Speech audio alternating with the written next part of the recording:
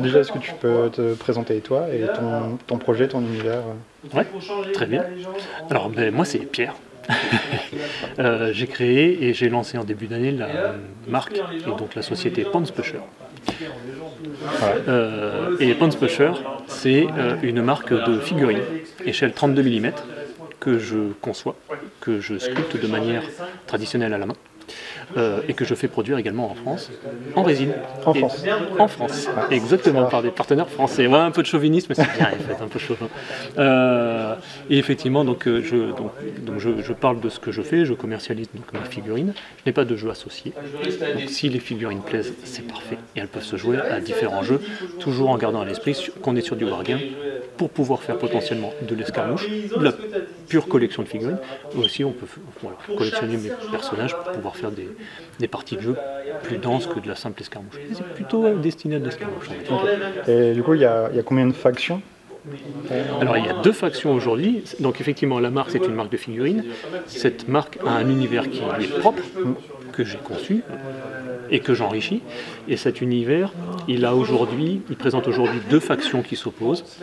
Une faction, ce sont 2 factions militaires. Une première faction qui s'appelle la faction de l'unité, qui est une faction à l'état d'esprit plutôt totalitariste, on va dire. Ça rappelle esthétiquement des bases historiques et bases esthétiques de la Première et de la Seconde Guerre mondiale. Donc la faction de l'unité rappelle plutôt les Allemands de la Seconde Guerre, on va dire.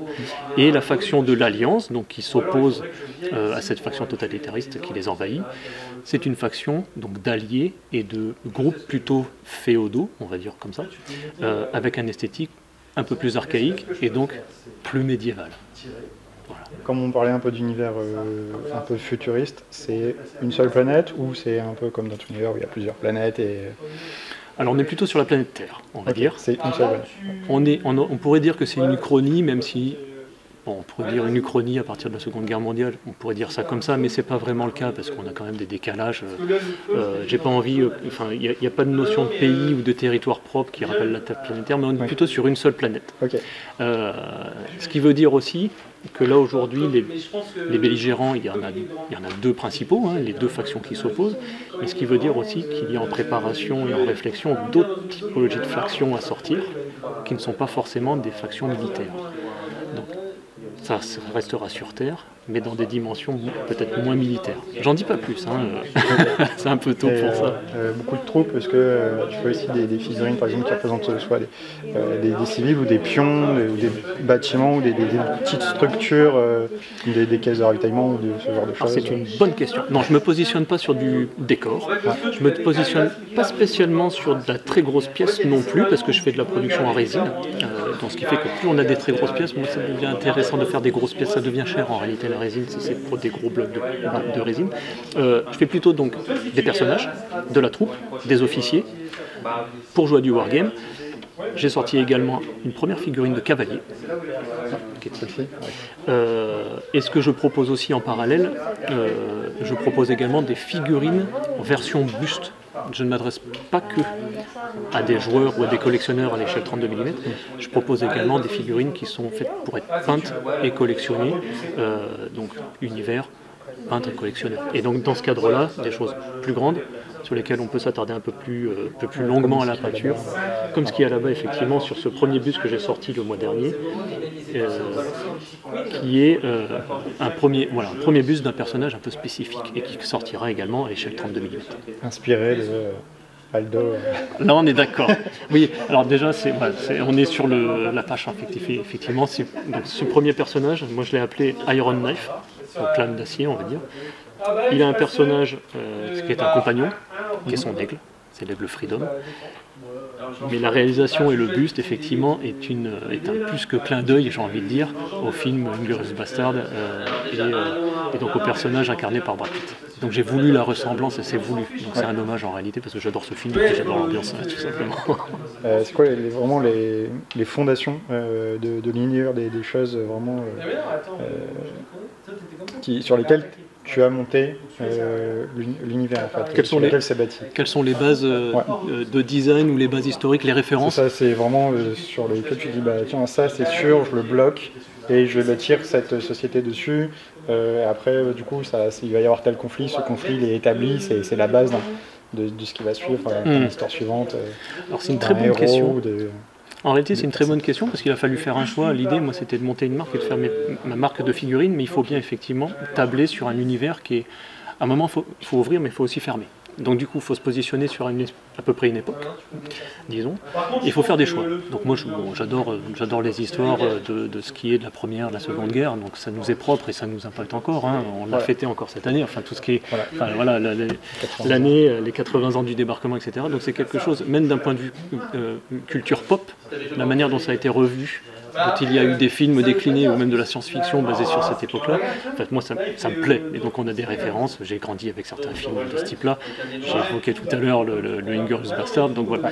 Et donc c'est ce qui m'a permis, en fait, c'est par rapport à mes choix et par rapport à ma sensibilité, ça m'a permis de bloquer un univers avec une ambiance inspirée Première, Seconde Guerre mondiale, et donc en y insufflant tout plein de références culture pop qui en sont déclinées et qu'on connaît bien, soit dans les films, soit dans l'art, soit dans d'autres choses. Et on peut retrouver plein de petits clins d'œil dans ce que je fais. Ça peut être des références à des films, ça peut être des références à des animés également. On retrouve des petits trucs de G.I. Joe dans certains trucs que je fais. Il y a d'autres choses et chacun découvrira ou ça lui rappellera des références, quoi. Ouais. Et est-ce que tu as construit l'univers et tu dis ah ben tiens en fait je me suis fait influencer par tel univers, par exemple je sais pas moi, du Mad Max ou du Warhammer ou peu importe, et tu dis ah bah finalement ça me plaît et je laisse, ou alors c'est quelque chose que tu as instillé volontairement, de dire tiens je vais planquer une référence, est-ce que quelqu'un va le voir, ça me fait plaisir et ça fera peut-être plaisir aux lecteurs, aux joueurs. Dans quel sens ça a aidé en fait? Mais en réalité, il y a les deux. Ouais. Parce que il m'arrive en fait, je fais mes dessins préparatoires et je pose mes idées. En réalité, c'est de la création, mais globalement, notre création, c'est de la création synthétique, de synthèse. D'accord ? Donc je fais des choses et ça me paraît être nouveau. Effectivement, c'est nouveau, mais en réalité, on se rend compte que c'est une synthèse de plusieurs choses qui existent déjà. D'accord ? Et donc, c'est une synthèse de plusieurs références que l'on cumule.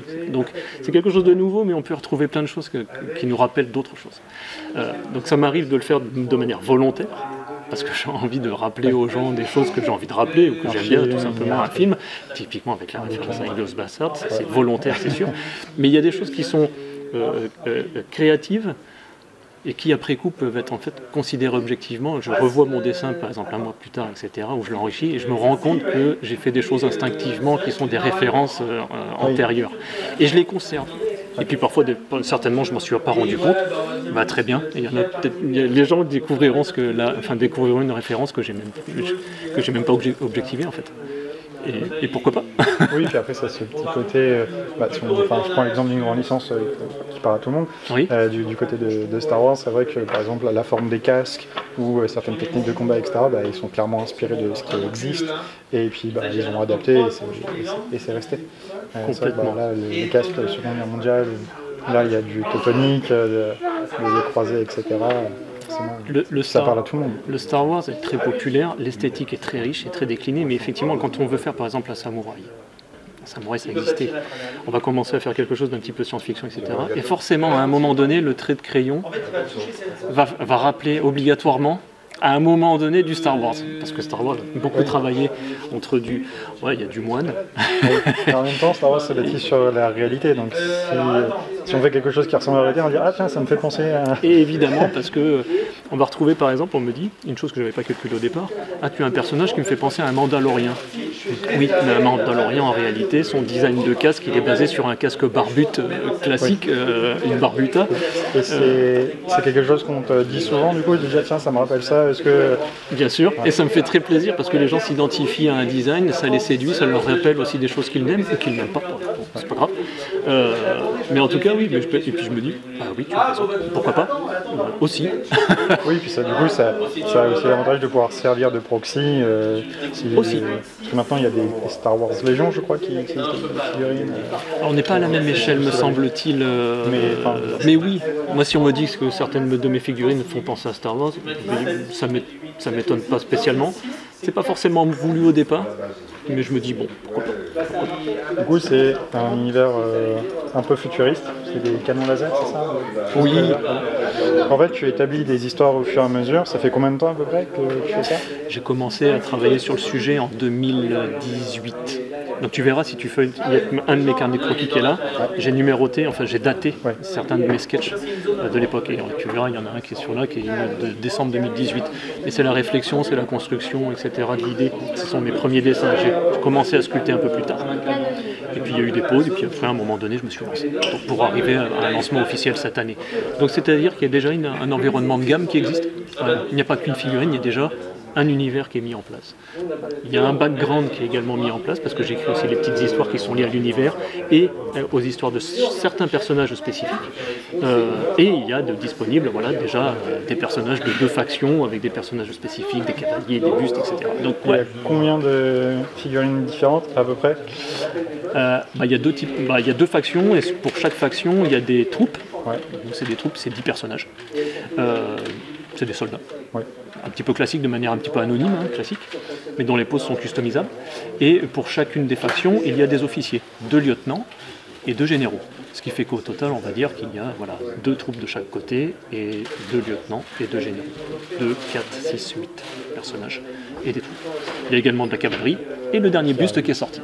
Et il y a des nouvelles sorties qui sont prévues à suivre tout le long de l'année et l'année prochaine. Mais tout doucement, je prends mon temps. Je n'ai pas encore de site web de vente en ligne, mais par contre, je n'ai un Instagram sur lequel en fait, je partage le processus de conception, les nouveautés, sur lequel je communique aussi avec les gens avec qui je travaille, peintres, mouleurs, etc. Ça permet de faire la publicité aussi du métier, c'est un hobby, mais c'est aussi un métier réseau mis en avant. Plein de gens, et puis parce que j'apprécie les gens avec qui je bosse, entre parenthèses. Donc c'est bien d'en parler. Donc il n'y a pas de boutique, mais est-ce qu'il y a un site où c'est que Instagram? Pour l'instant, c'est que Instagram. La boutique viendra. Et le site associé viendra aussi, mais petit à petit. Il n'y a pas une sorte de drive avec des histoires, il faut les consulter sur Insta si on veut voir les... Okay. Oui. Donc, et puis si ça vous plaît, en tout cas si le public est intéressé par ce que je fais, pour l'instant c'est un peu exclusif, il faut me voir sur les salons. Et donc le prochain salon en date, c'est le Hammer Time, donc en septembre. 28 et 29 septembre 2024 à l'Homme, donc c'est à Lille, organisé par la Forge Ludique, et j'y serai présent et je lancerai une toute nouvelle nouveauté. Toute nouvelle nouveauté, truc. Voilà, voilà, une teasing en cours. Et alors si tu n'as pas de site boutique, si quelqu'un veut acheter tes figurines, cette personne fait comment? Il faut soit me croiser sur un salon, soit me contacter via Instagram et puis on s'arrange, on trouve la manière de faire, s'il faut faire un envoi, etc. Pour l'instant, j'oscille entre deux. Oui, à savoir que je suis seul à porter le projet, je gère de A à Z, et donc je prends mon temps pour le structurer. Et surtout, je ne veux pas créer de frustration, etc. Donc j'y vais tout doucement. Voilà. Okay. Parce que quand on se lance sur le web, etc., en adressant le marché français et au-delà, il faut vraiment suivre, en fait. Oui. Ça viendra. Mais pour l'instant, je mets en place. D'accord. Tout à l'heure, tu disais que tu vends aussi des tableaux, enfin des œuvres d'art. Ouais. Donc, est-ce que les figurines, on peut les acheter si on te contacte directement sur Instagram? Est-ce que ça vaut aussi pour les dessins, pour les illustrations? Pour les illustrations, ouais. C'est très exclusif, les illustrations, j'en fais pas. Enfin, j'en propose lorsque je suis à les salons, parce qu'en fait, on l'a demandé, notamment des joueurs des rôlistes, en fait, m'ont demandé si je vendais mes dessins qui servent de support, en fait, pour faire les jeux. Oui. Ça donne une profondeur, etc. Et puis ça donne un support pour montrer. Donc effectivement, je vends mes petits dessins. En tout cas, j'en ai pas beaucoup, mais j'en vends certains, et c'est vraiment des dessins, ce sont des originaux. Mais c'est pas quelque chose que je destine à vendre en masse. C'est plutôt un complément pour faire plaisir aux gens qui me demandent ce genre de choses. C'est vrai que, tu en parlais tout à l'heure, mais des personnes qui font du JDR de Hellboy, il y a une des factions qui correspond totalement à ce côté-là, qui ressemble beaucoup. Je comprends le côté art, on en a besoin en tant que MJ ou joueur. Ça peut beaucoup attirer. Alors la référence à Hellboy est voulue. Hein. J'adore Hellboy, j'adore la bande dessinée, et puis j'adore l'univers. Donc effectivement, cette référence-là est voulue. Parce que là, c'est vrai qu'au niveau des troupes, c'est complètement ça. Enfin, il n'y a pas même les officiers, pardon. Si je me trompe pas, il y a un personnage particulier d'Hellboy qui s'appelle Kruggun, quelque chose comme ça, Kruggun. Ça joue. Après, ça influence, c'est normal. Et j'ai un personnage qui ressemble beaucoup, effectivement, à ce personnage-là. Parce que j'aime bien le type. Du coup, tu as dit tout à l'heure que tu es seul dans cette entreprise. Est-ce que tu es à 100% dedans ou c'est un job secondaire pour toi et du coup c'est normal que ça prenne du temps à développer parce que c'est dur d'en vivre aussi. C'est une activité secondaire, mais dans laquelle je suis à fond en fait en réalité parce que je mets mes tripes. Enfin, je mets toute ma technique. Moi c'est mon petit bébé en réalité. Hein. Donc mes personnages, voilà, je les sculpte moi-même, donc je mets le maximum de ma propre technique. Je fais en sorte de proposer la meilleure qualité de résine et de moulage pour qu'effectivement qu'il y ait la meilleure expérience de montage par les figurinistes et de peinture par la suite. Donc ça c'est très important. Mais effectivement c'est quelque chose que je fais un petit peu les soirs de ma semaine et surtout les week-ends parce que c'est une activité qui est secondaire. J'ai un travail en parallèle. Mais voilà, l'idée c'est que ça croisse, que ça s'enrichisse et que chaque chose qui est vendue contribue aux prochaines sorties. Ça c'est l'essentiel, mon objectif est que ça vive et que ça permette de sortir ce que les gens aussi ont envie de voir sortir parce que faut découvrir qu'il y a différents concepts à venir pour lesquels les gens votent, par exemple. Et ça, évidemment, moi, je tiens à ce que ça sorte. Donc, il y a des projets en perspective, il y a plein de choses.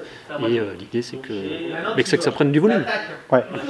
Tiens, comme tu parles de vote, j'y pense qu'à l'instant, désolé.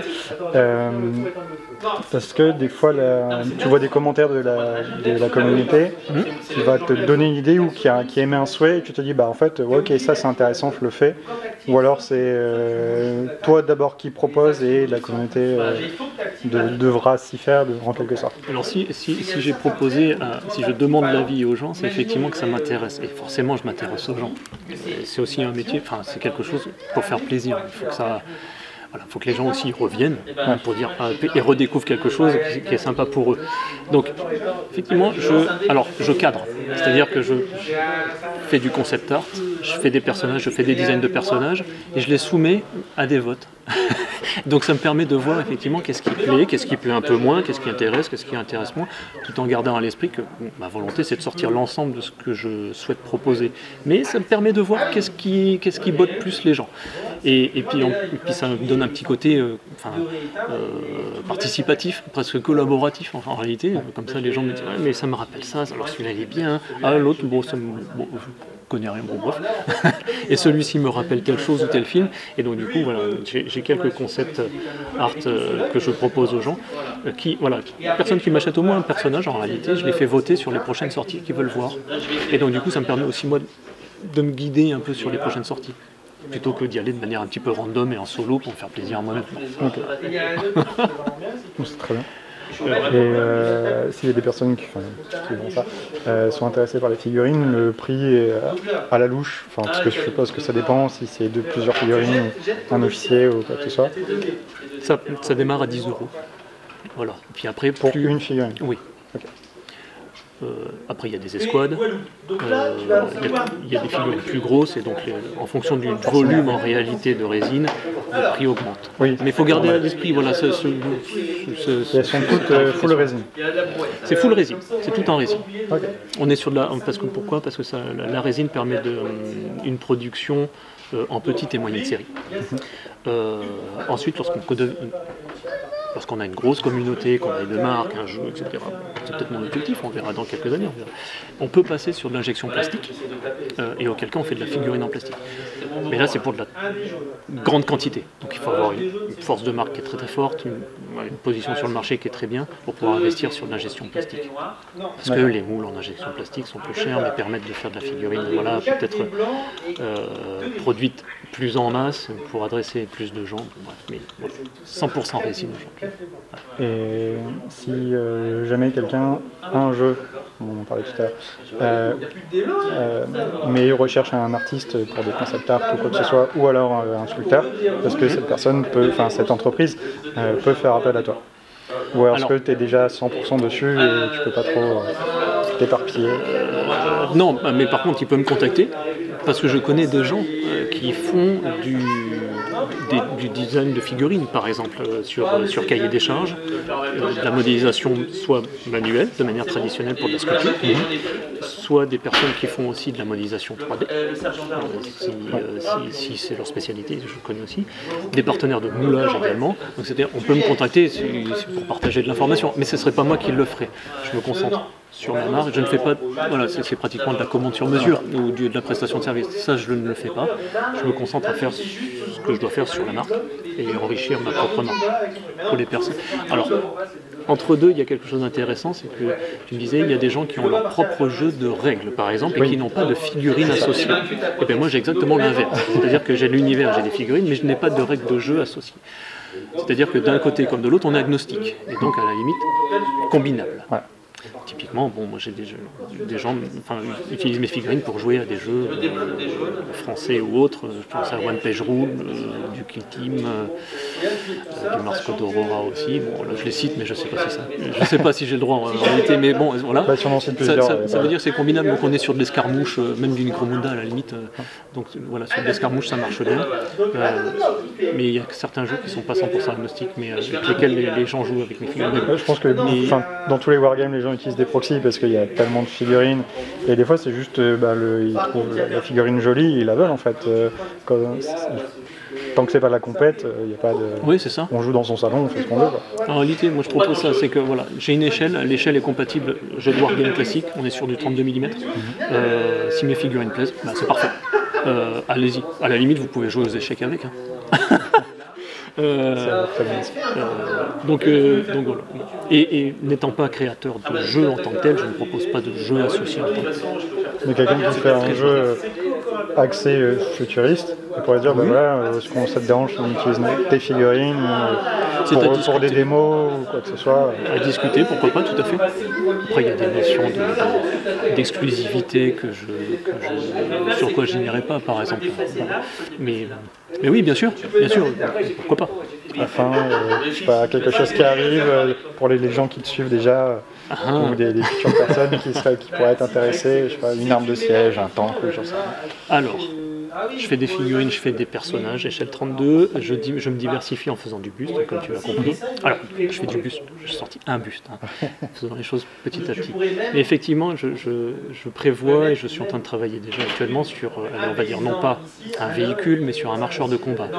Ça, c'est intéressant. Parce que là, on est... Donc voilà, on n'est pas sur de l'historique, on est sur de la science-fiction pure, mais basé sur des personnages avec un... Et ça c'est bien. Ça, je travaille actuellement là-dessus, ça sortira... peut-être fin d'année, on verra. Et petit teasing, rendez-vous à Hammerton en septembre. Voilà. Et puis au plaisir. Merci.